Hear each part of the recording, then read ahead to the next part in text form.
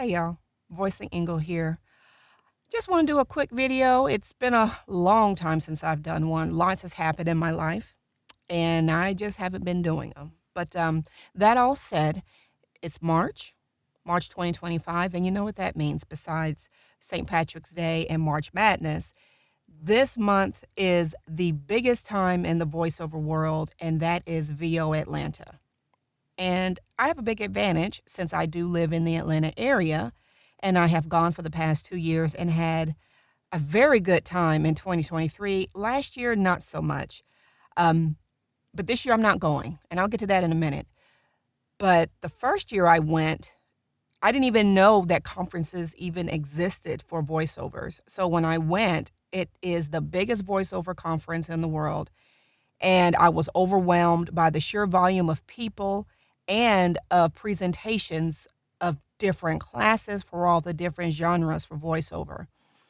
I was pretty overwhelmed, but I did have a schedule ahead of time and I was able to pick and choose what I wanted to do. And I created this little itinerary for myself. And I went to everything. And it was 3 days of just nonstop learning and moving and meeting new people and seeing people that I've learned from on YouTube in person and making new connections and friends. And it was a real chance to build relationships, not only to learn, obviously, but to build relationships. And I really enjoyed the people that I met and the things that I've learned and gleaning from the VO greats of their knowledge, their perspective, and the things that they did to make themselves successful. So you take that and try to incorporate that into your own VO management style and just go from there. So I took it and ran with it. And then 2024 came. I was already signed up to get ready to go to VO Atlanta. And then my brother passed in January of 2024. And again, when March rolled around, his death was still fresh in my heart. So, and a part of me did not want to go, but I went anyway. And but I went with a more focused agenda in mind, which was audiobooks. Out of all the genres in voiceover, I really do enjoy audiobooks. I've done 12, around 12 so far, and I think it's great. Why I like audiobooks? Well, a lot of people will say I can't do it because that's a marathon or it takes a lot of patience and stamina to do audiobooks, and it is. But the reason why I like it is you can really dive into the character work um, of whatever the author is trying to convey. You are vocalizing the author's world or that author's universe. You're vocalizing it and creating it and painting the picture with words. And if you're good, you'll develop a good following of people that will enjoy listening to the way you convey a story. And I really like that. It's not now, I don't have a big following yet, but I'm hoping to. And that was my focus for VO Atlanta last year was to go to audiobook centric type conferences, classes, and stuff like that. And it was great.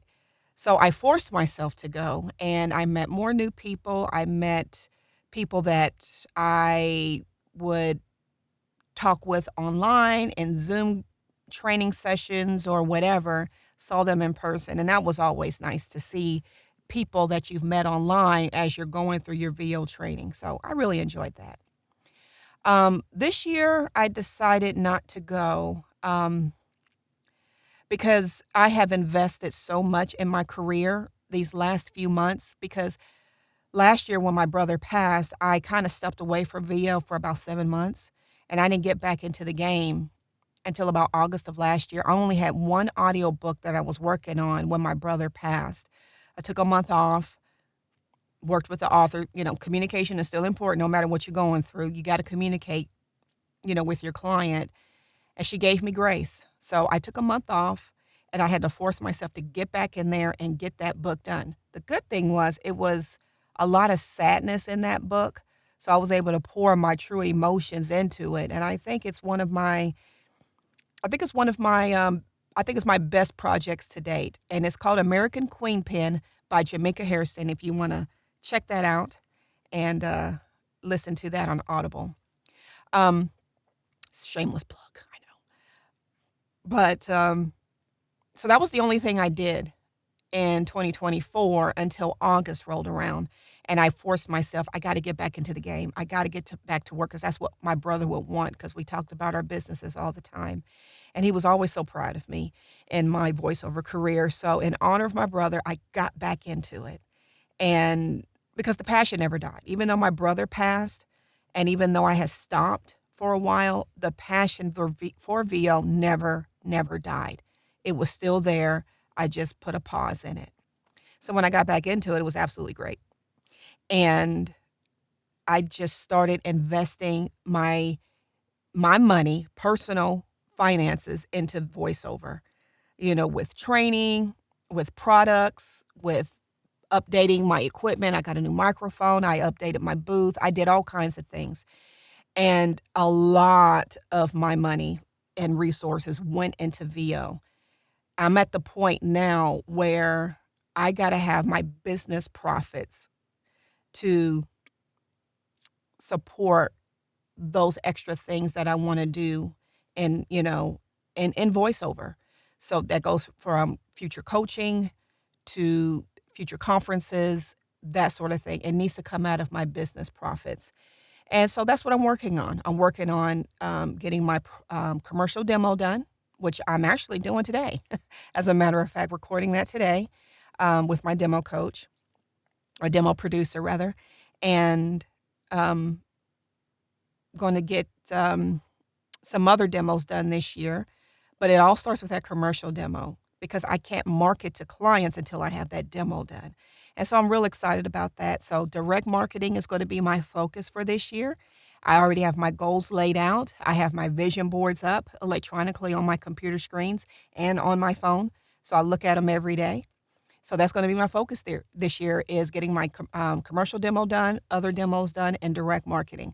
And we're going to see where that leads to in getting clientele and getting some ROI for all of this that I have been putting into my voiceover career thus far. So the goal is to hopefully make it to VO Atlanta for 2026, but I will use my business profits to pay for it. So that's why I'm not going this year because last 2 years came out of my own personal funds, not paying out of my own personal funds anymore to go to VO Atlanta or anything associated with VO for the most part. I want to use my business profit. So this is the year of making good profit. This is the year 2025 and getting my ROI done. So I'm making this little video diary. I'm going to post it on my account on YouTube to make myself accountable. And that's all I got to say about that.